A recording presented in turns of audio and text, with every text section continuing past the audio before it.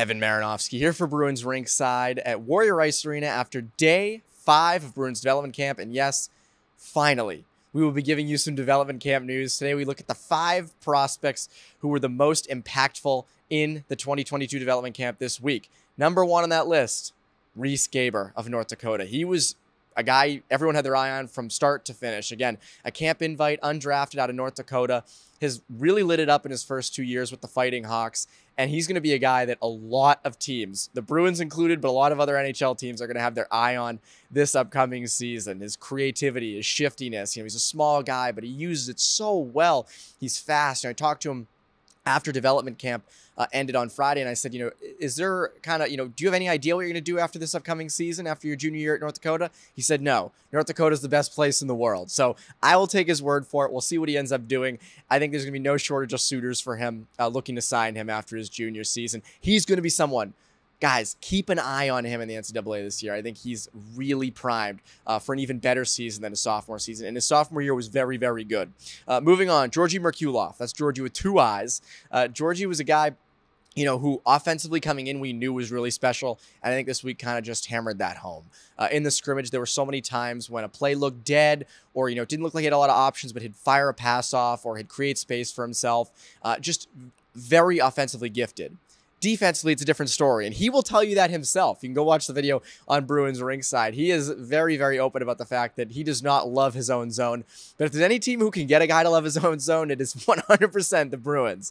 Jamie Langenbrunner talked about it on Friday. We said, well, what's it going to take for a guy like him to sort of understand the D zone? And he said, it's going to take time. Going to take time. So if there's anything to watch this year with the Providence Bruins, it's 100% the defensive kind of coming up with Georgi Merkulov.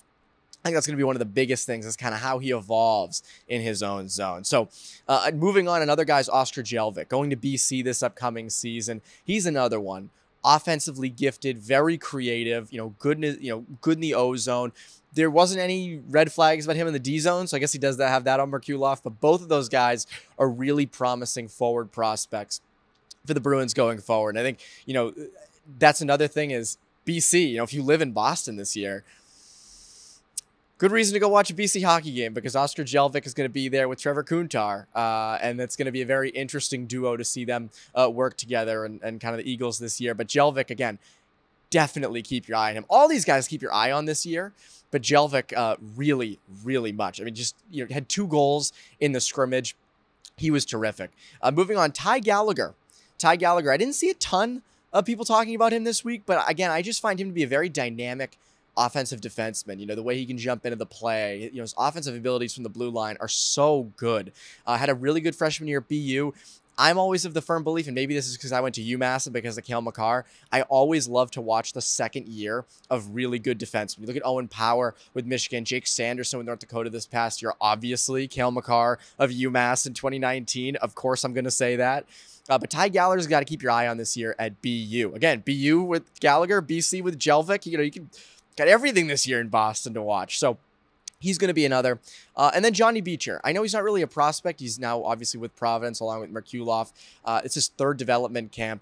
I talked to him after development camp on Friday, and I said, you mentioned on whatever day it was, I believe you talked to us Monday. I said, you talked to us about, trying to get better at goal scoring. What's that going to take? It's kind of an innate ability. And he said he's working with different people, working on kind of his shot release, getting to those dirty areas. Because again, Beecher is fast. Beecher's really fast. He's a terrific defensive centerman. We saw that at Michigan. He was a great penalty killer.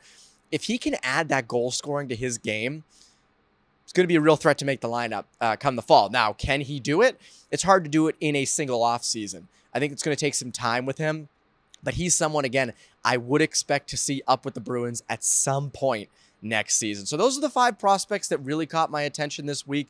We're going to have more videos for you throughout the summer on all things Bruins. This channel is going to be very, very active over the next couple months. So make sure to subscribe to Bruins Rinkside on YouTube and follow me on Twitter at Evan Marinofsky.